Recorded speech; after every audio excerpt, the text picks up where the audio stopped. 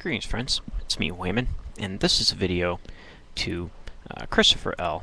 Let's talk pacifism. And it's an interesting topic because I think that the water is muddied, and there's two Jesus in the New Testament literature. One is the nature and humanistic Jesus, which has passion, and brings a sword and fights out the money changers, and the other is the spiritual side, shall we say, of the conscious or the self, saying, turn the other cheek.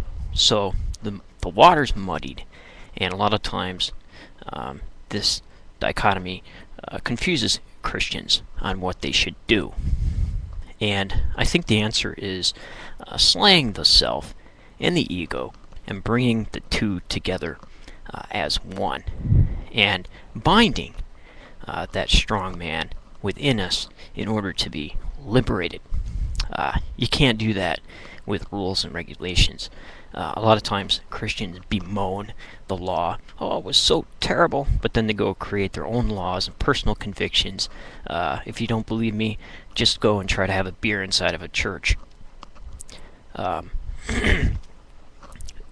And you yourself have left many denominations. I know that from watching your videos. So you're on some type of bringing the two together and figuring yourself out. But I think I've been reading Young, the Lost Gospels, Insight into the Dead Sea Scrolls in the Nag Hammadi Library, which is really good. And he has something to say about this, which is mainly what I just said.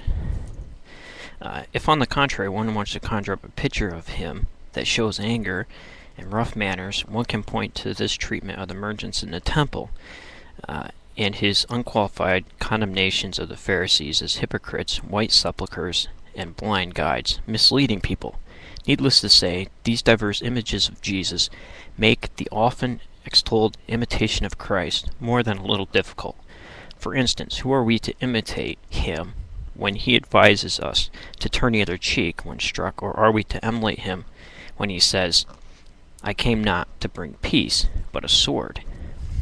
On page 152, as long as the human psyche is content to be contained within the system of family, state, and society, the inner kind of growth brought about by individuation does not occur. This does not mean that the individuated person remains forever in a mindset characterized by rebellion and anarchy. Rather, we must realize that once the psyche has ceased to identify and blindly accept rules and laws external to itself, it becomes capable of living as a free individual within a social setting. Individuated or successfully individuating persons seldom flaunt their nonconformisms, nor are they unconscious slaves and victims of collective rules and convictions.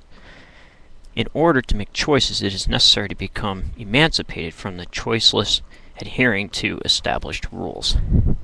So know why you do what you do, and know why you follow what rules you follow. I think that is it. When we slay another, we slay ourselves. But we first have to slay ourselves and tame the self, as Paul talked about. Supposedly this idea and theology of sanctification is supposed to help us do that, but I have not seen it work at all.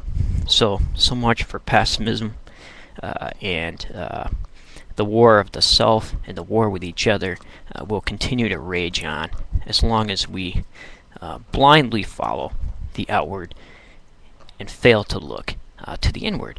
Be well, friends, and remember, if everybody's thinking alike, then somebody isn't thinking.